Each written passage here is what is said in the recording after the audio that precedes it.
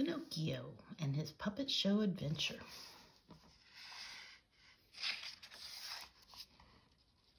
There's Jiminy Cricket. There was once a kind old man named Geppetto. He lived in a little house with his goldfish Cleo and his cat Figaro. Another friend, Jiminy Cricket, lived in the house too. Geppetto could make wonderful things out of wood. One day he made a puppet that looked just like a boy. He called the puppet Pinocchio. "How I wish Pinocchio was a real boy," he said. "It would be fun to have a son." A good fairy heard Geppetto's wish, and that night she came to his house when everyone was sleeping. She touched Pinocchio with her wand. Suddenly the little wooden puppet came to life. And what did Geppetto do first? He tried to take Cleo out of the goldfish bowl. "No, no, Pinocchio," cried Jiminy Cricket. "Put that fish right back." The noise woke up Geppetto. He could not believe his eyes. There was his wooden puppet singing and dancing. The old man was so happy he hugged Pinocchio. "My son," he said, "my own little wooden son." Geppetto wanted to cook breakfast for Pinocchio, but there was nothing to eat. "Let me go out and buy some food, Father," said Pinocchio. My, what a good boy you are," said Geppetto. The old man gave Pinocchio some money and a list of things to buy.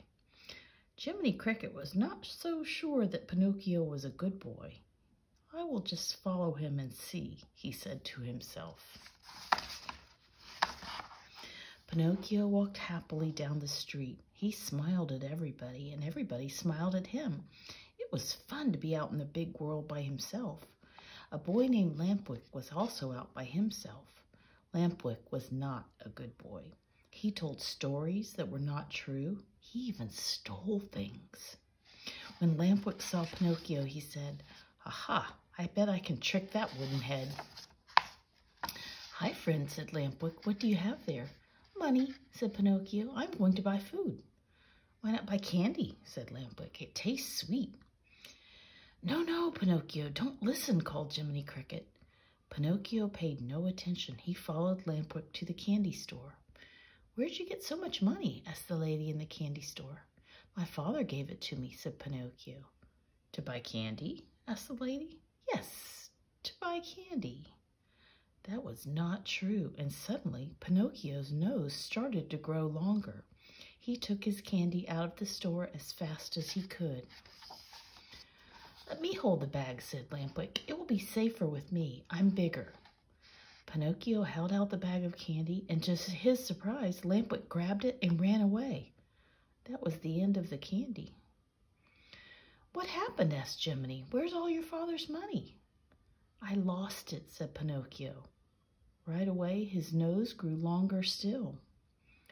"You did not lose the money," said Jiminy. "You used it for candy. Well, at least take what is left and buy a little food for Geppetto." As he walked towards home, Pinocchio held the bag of food in front of his face. He didn't want anyone to see his long nose.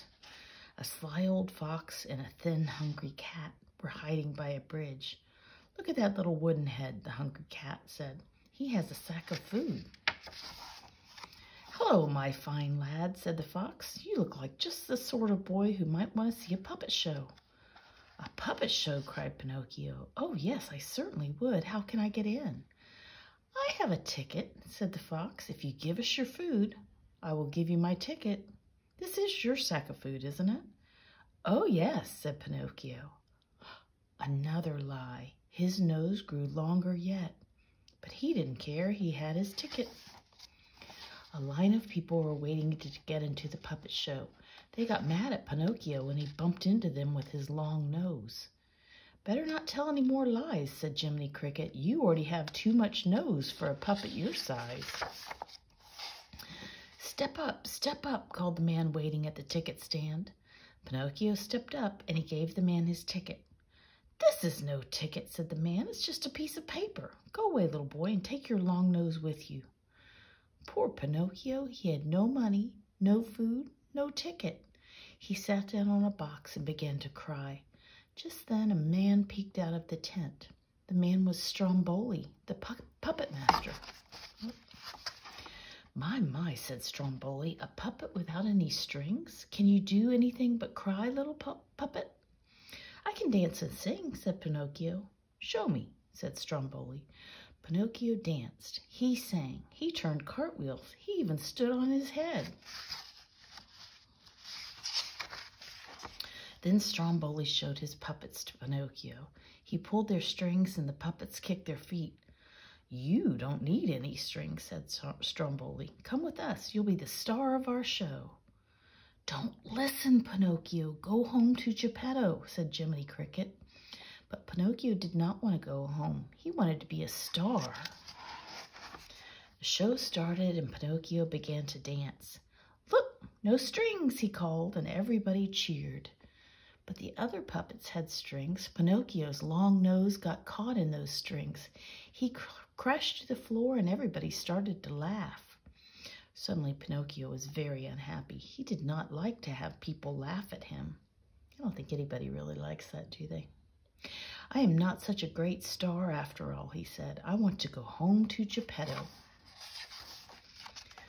Oh, no, you're not going home, said Stromboli. You belong to me now. This bird cage will be your home, my little long-nosed friend. Help, called Pinocchio from inside the cage. Let me out. But the puppets could not help. They could not move unless someone pulled their strings. Jiminy could not help either. He was too small, but he could get help. Jiminy ran quickly to Geppetto's house. Geppetto, he called, you must come save Pinocchio. Stromboli, the puppet master, has put him in a cage. My poor little Pinocchio in a cage, said Geppetto. The old man followed Jiminy down the dark street. He carried a lantern in one hand. They found Pinocchio in his cage in Stromboli's tent. Don't worry, my son, said Geppetto. I will help you. He opened the cage and lifted Pinocchio out. Suddenly, Stromboli came running. Thief, he cried. That is my puppet. Run, Pinocchio, shouted Geppetto. Pinocchio ran and Geppetto ran too, but the old man did not see the open trunk. He fell into it. Aha! Now I have you, shouted Stromboli in a terrible voice. I will save you, father, called Pinocchio. Quickly, he went up a ladder to the place where the puppets were hanging. Pinocchio dropped the puppets, strings and all, onto Stromboli. The puppet master could not move. My good, brave Pinocchio, said Geppetto, and he hugged his little son. Fast as they could, Geppetto, Pinocchio, and Jiminy ran off towards home. As soon as they were safely at home, Geppetto took a good look at Pinocchio. What has happened to your nose? He cried. Tell him the truth now, said Jiminy. This time, Pinocchio did tell the truth. He told Geppetto about everything, just as it had happened. While he talked, his nose got shorter and shorter. Finally, it was just the way Geppetto had made it. Never again, Pinocchio decided, would he tell another lie. And there's Pinocchio.